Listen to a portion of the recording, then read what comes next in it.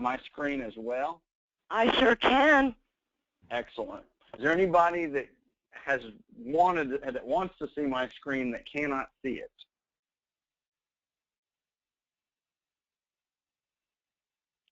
All right. I think we're ready then, if you're ready.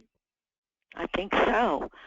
Well, I want to welcome everybody to our training session. This is an exciting day. I'm quite excited, and I think that this system is going to be much easier to handle, as well as much easier to be able to just go in, save your time, and get back out. The good thing about this system is it just records your time, and it gives you your current PTO, so you don't have to go to the C2 site anymore if you don't want to. But as we currently have gotten, everybody received an invitation. So everybody should have by now at least been able to link up to the site, log in with your email, and put in your temporary passcode and save your new passcode. Has anybody not gotten an invitation or not received their passcode? This is Leslie. I still have not.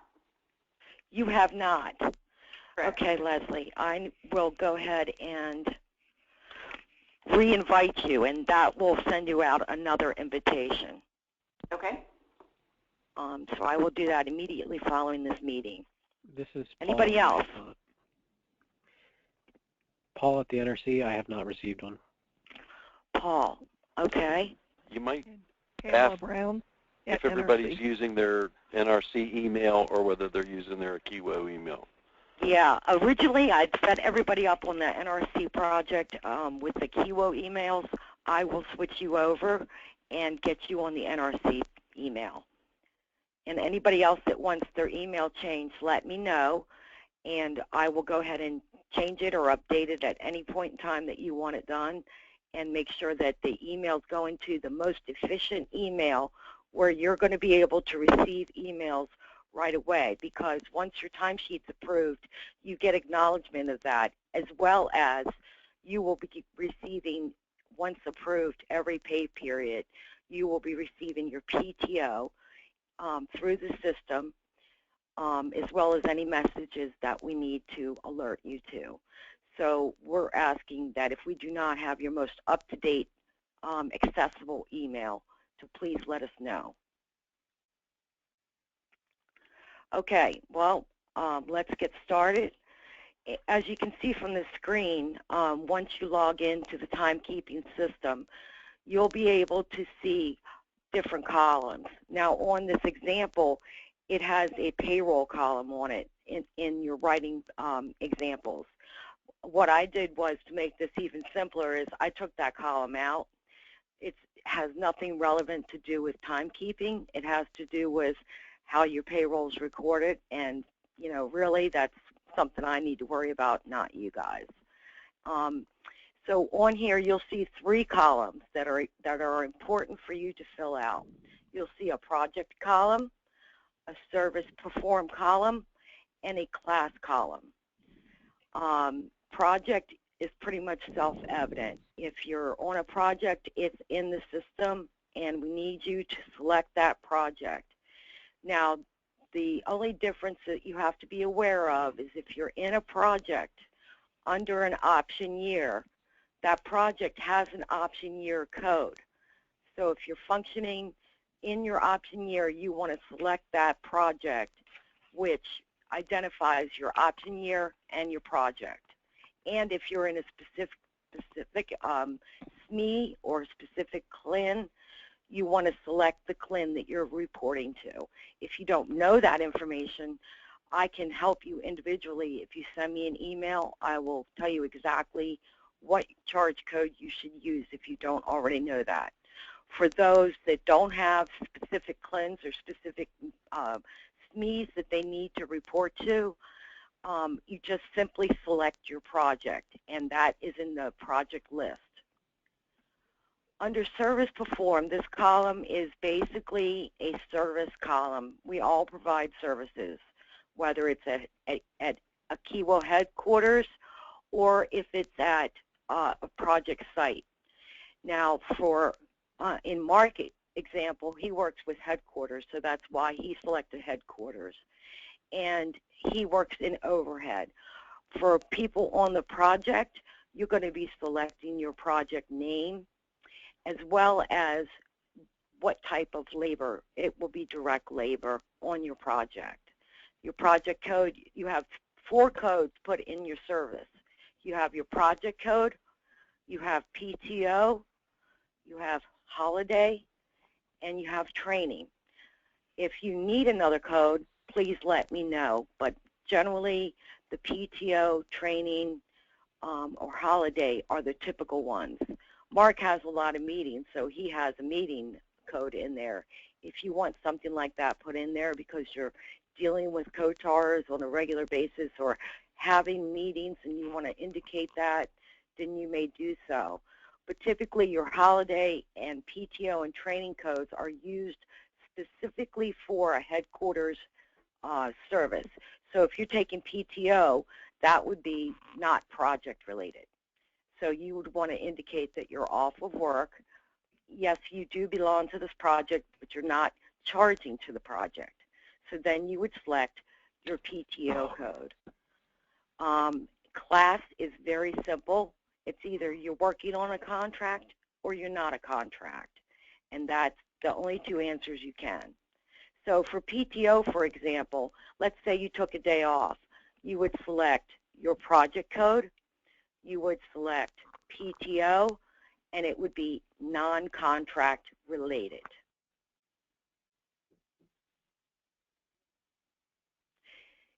Okay, very good. That's exactly how it should look because it's not going to be charged to your contract and they are not billed for it. So that's why you would say it was a non-contract. The only time you take contract is when you're charging your direct time for workable, billable hours, and that would be it. So this keeps time on quarter-hour increments.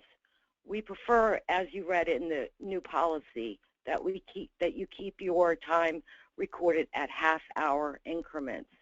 But if it's important on projects to be specific because we don't want to overbill them. So on project-related things, you can go down to a quarter of an hour. But for PTO and holiday, or if you're on training, then we ask that you go ahead and be specific. So you can round the non-contract charges up to a half an hour, but for the contract, you need to be more specific. If you want to keep, after you record your time and you want Eric to know something specific about what you did that week, if it was a specific task or performance item that you needed to achieve, then if you want to put a description in there, it gives you 1,000 characters that you can send to alert Eric of the special work that you did or point in which you accomplished.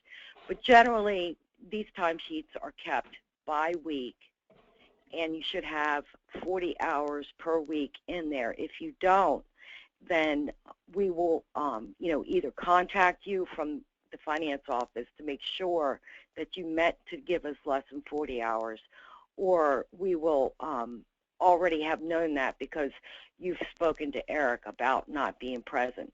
But other than that, 40 hours on a weekly basis is what you should have.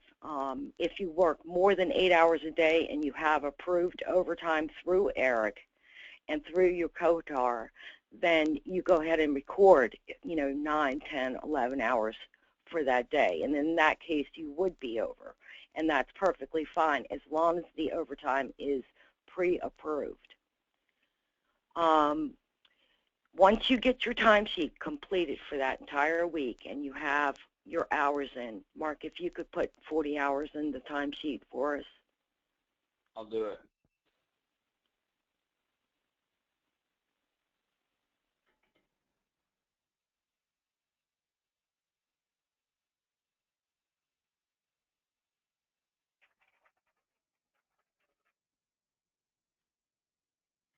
Is that good? Okay, so we have the hours in. It registers 40 at the bottom.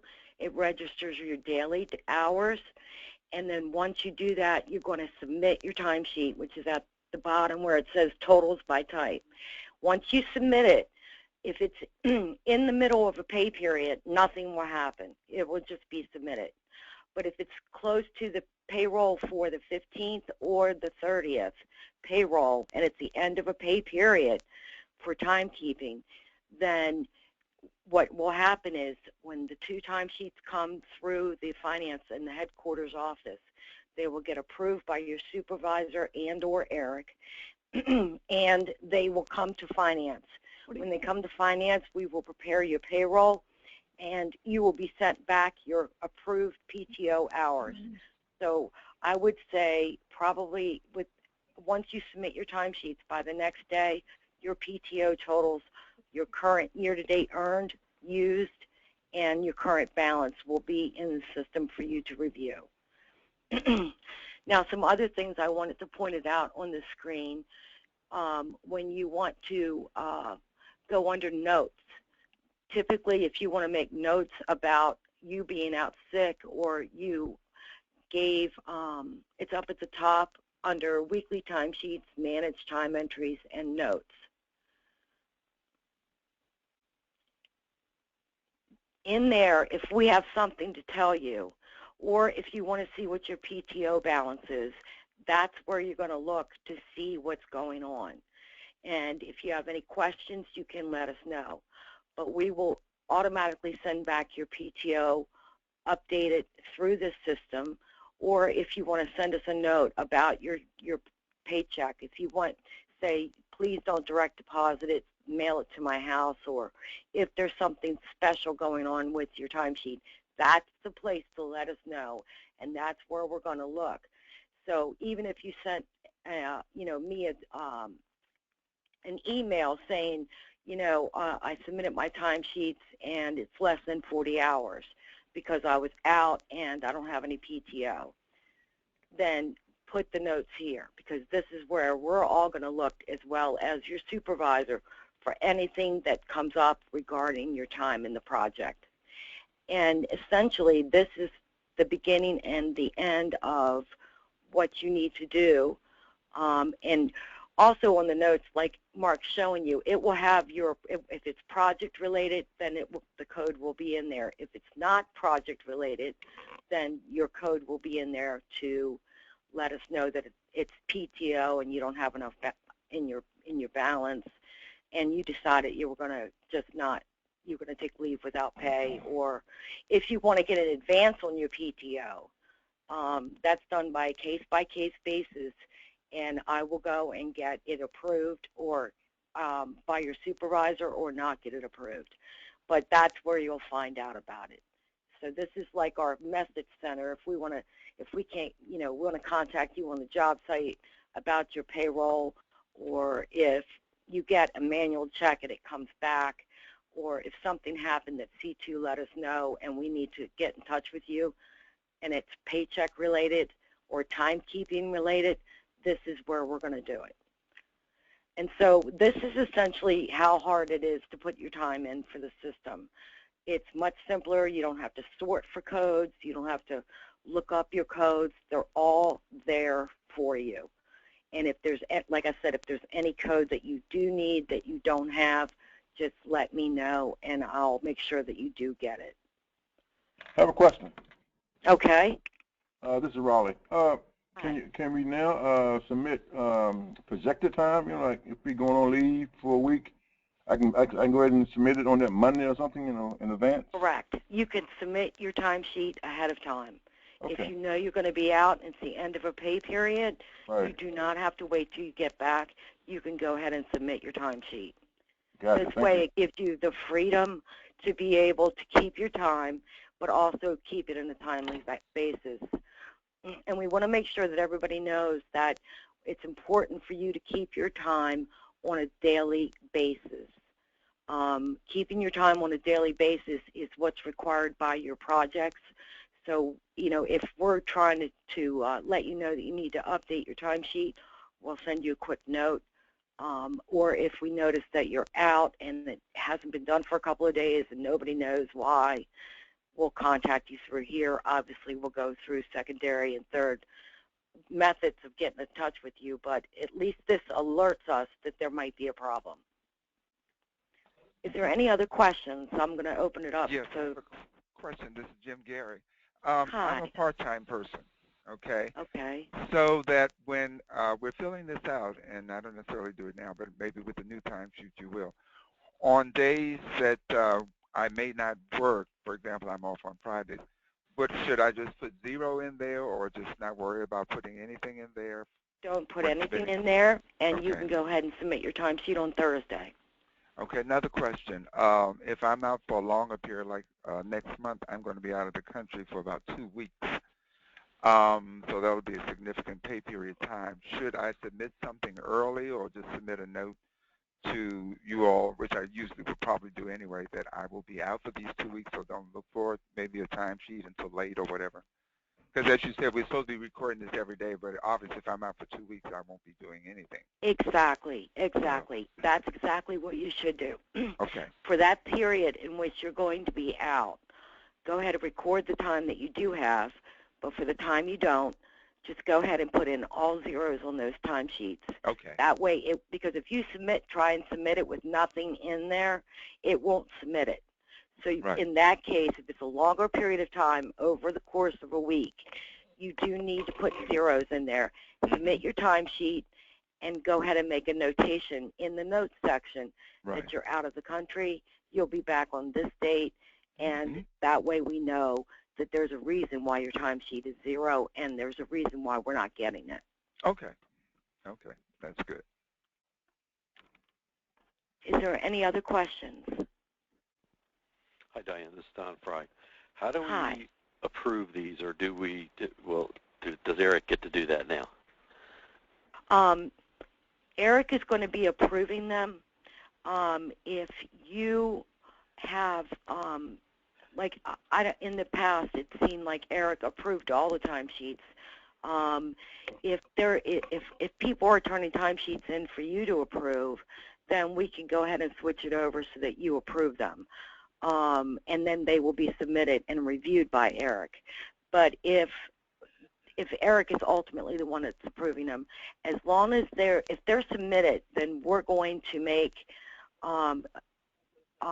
sure that they have been looked at by the supervisor on the job.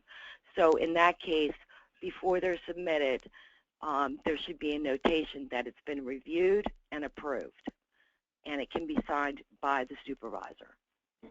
How do we do that? I mean, that's not in, I don't see it. Can you demo it? Well, what you would do is, for the supervisors, in their notation part, they put a note in there that they have reviewed and approved the following person's timesheets. So and all we'll that's look for manual that. now?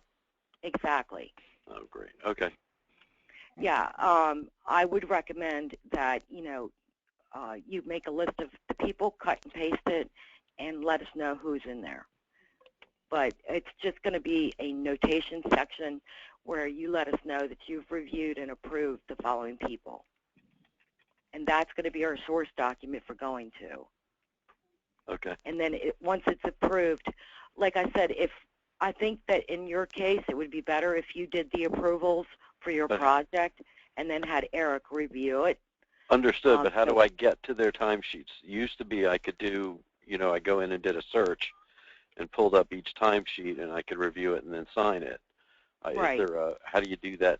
How do I get to their timesheets? Okay, in your specific case, their timesheets will be listed under, you'll have access to their timesheets, and it will be listed in a row, and it says managed employees, and it will be listed, everybody will be listed there, and you will go ahead and approve the timesheets.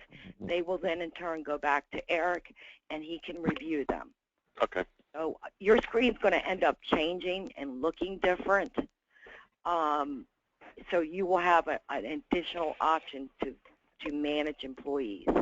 Okay. At the top. It will be administrative, and it will give you the option to manage employees. Okay. All right? You're good. Thank you. Any other questions?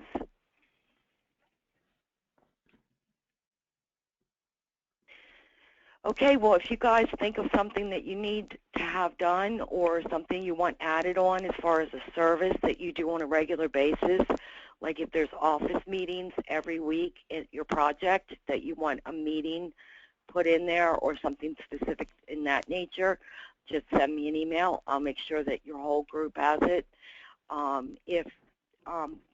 What we've done so far was set everybody up with the general categories and the projects, but this can be changed to accommodate just about everything that you could possibly do on the job.